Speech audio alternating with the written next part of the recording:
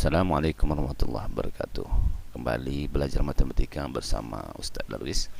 Ana Ustaz yang semoga senantiasa dirahmati dan diridhai Allah Subhanahu wa taala, dan tetap semangat dalam keadaan sehat untuk mengikuti rentetan mata pelajaran di Ponten Tercinta. Baik, Ananda Ustaz, pada pertemuan kali ini kita tetap masih membahas tentang sistem koordinat di bab 2, melanjuti pelajaran minggu yang lalu. Nah, ini merupakan definisinya yang telah disampaikan. Nah, kita masuk kepada bidang koordinat kartesius. Nah, bidang koordinat kartesius ini merupakan bidang koordinat kartesius ya.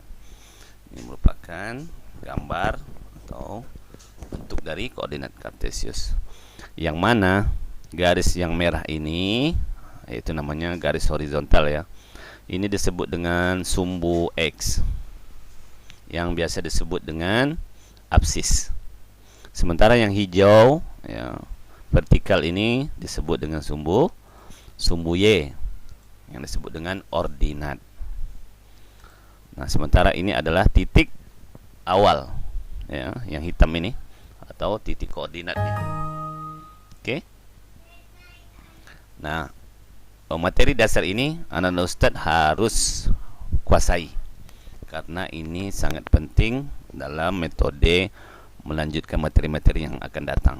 Jadi konsep awalnya paham ini dulu.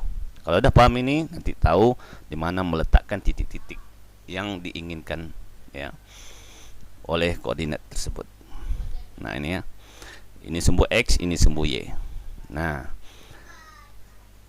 yang sebelah kanan ini, yang merah ini ya, yang sebelah kanan garis sumbu X itu bernilai positif. Lihat nih, 1, 2, 3, 4, 5, 6, 7, 8. Sementara dari 0 ya, titik pusatnya ini ya, yang hitam ini ke kiri, dia bernilai negatif.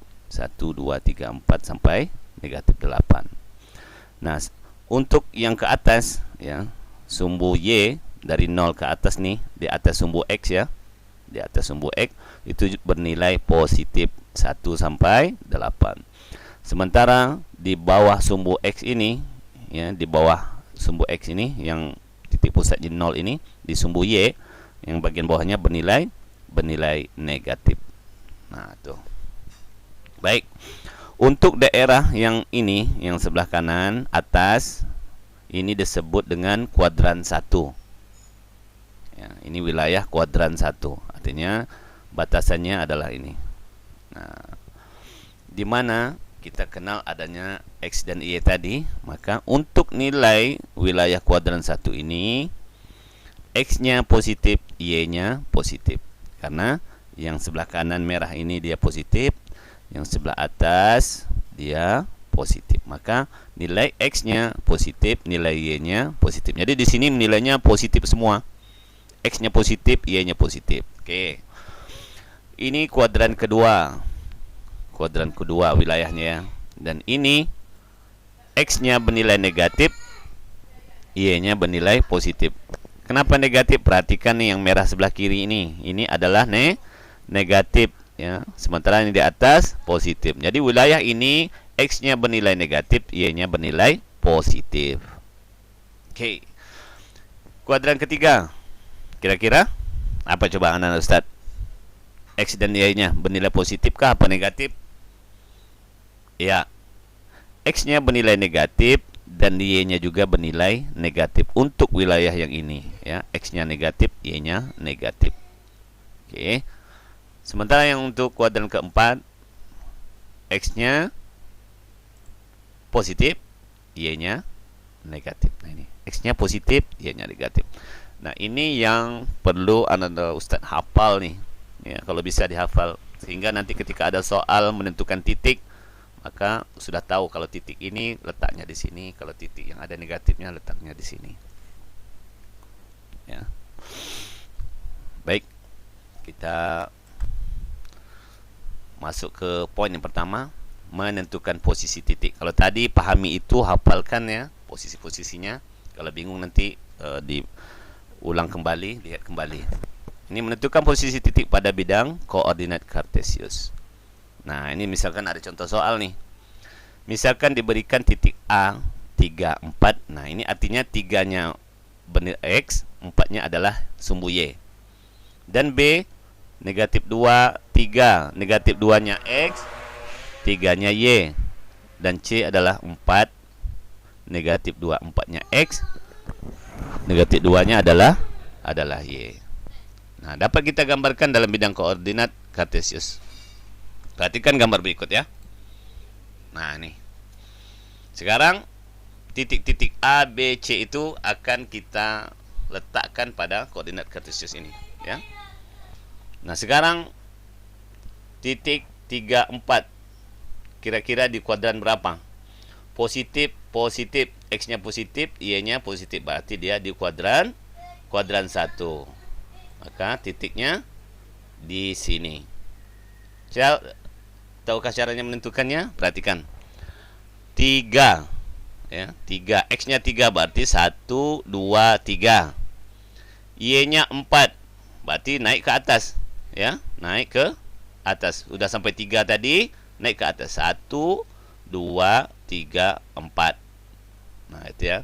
3 ke kanan, 4 ke atas. Atau bahasanya 3 satuan ke kanan, 4 satuan ke atas. Maka ini disebut dengan titik A 3, 4.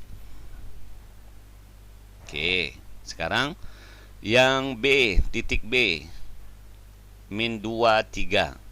Nah, coba ingat min 2, 3 di kuadran berapa? Berarti X-nya negatif, Y-nya positif. Nah, dia di kuadran 2. Ini dia. Titiknya negatif 2, 3. 2 ke kiri, 3 ke atas ya. Atau langsung saja 2 ini, 3-nya di sini, maka ketemunya di sini. A negatif 2, 3. Nah, sekarang yang C, di manakah letak titik 4 negatif 2? Berarti X-nya positif, Y-nya negatif. X-nya positif berarti di kuadran 4 ya. Ini dia. 4 ke kanan, 1, 2, 3, 4. X-nya 2 ke bawah, 1, 2. Nah, ini cara menentukan titik pada bidang koordinat ya. Jelas sampai di sini? Baik. Kita masuk yang kedua, menentukan posisi bangun datar pada bidang koordinat. Jadi titiknya nanti berbentuk bangun ya. Nah, contoh. Tentukan letak titik-titik A04, B64, C61, D01 pada bidang koordinat. Pertanyaannya, bangun apakah yang terbentuk? Nah, nanti ketika kita gambarkan, kita bentukkan titiknya, kita gambarkan bentuk bangunan apa yang terbentuk. Nah, yang kedua, tentukan keliling dan luasnya. Oke, ketika ada soal pertanyaan seperti ini, maka kita jawab ya. Langkah-langkahnya sebagai berikut nih. Yang pertama, buatlah bidang koordinat kartesiusnya dulu. Berarti bidang koordinatnya, nah ini dia. Setelah kita buat seperti ini ya. Anak Ustaz tak mesti harus pakai warna. Ini Ustaz hanya memberi biar mudah aja nih untuk dipahami. Boleh garisnya satu warna aja, hitam semuanya, nggak ada masalah. Yang kedua, letakkan titik A, B, C, D pada bidang tersebut. Nah, ini bidang tersebut nih, titik A, B, C, D tadi ya, seperti yang contoh sebelumnya.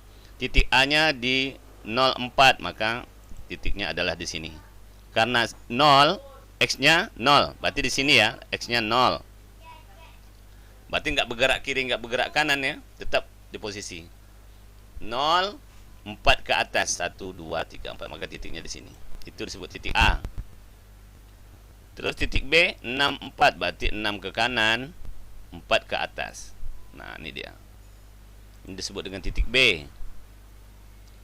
Terus yang C 6 1, berarti 6 ke atas, 6 ke kanan, 1 ke atas. Dan ini posisinya di kuadran 1 semua kayaknya ya.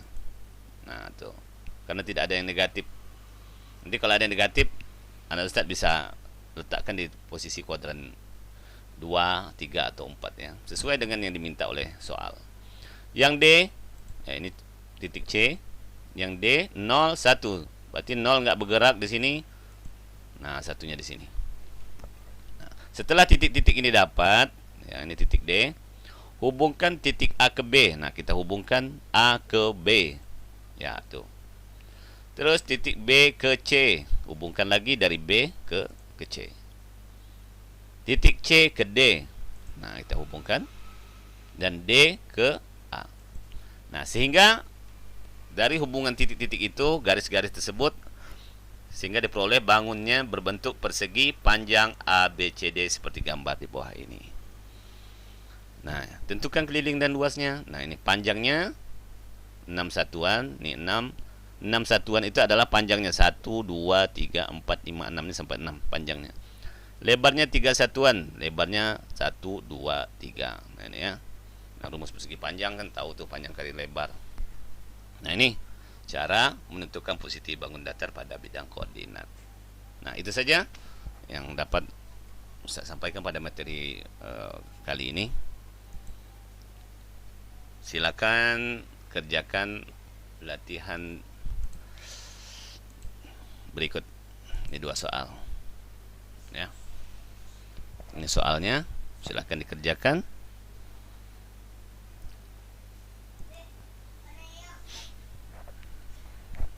Selamat mengerjakan, tetap semangat. Ibadah jangan lalai, taati protokol kesehatan selalu ya. Pakai masker keluar rumah, cuci tangan, hindari kerumunan, jaga jarak. Syukran, jazakumullah khair. Assalamualaikum warahmatullahi wabarakatuh.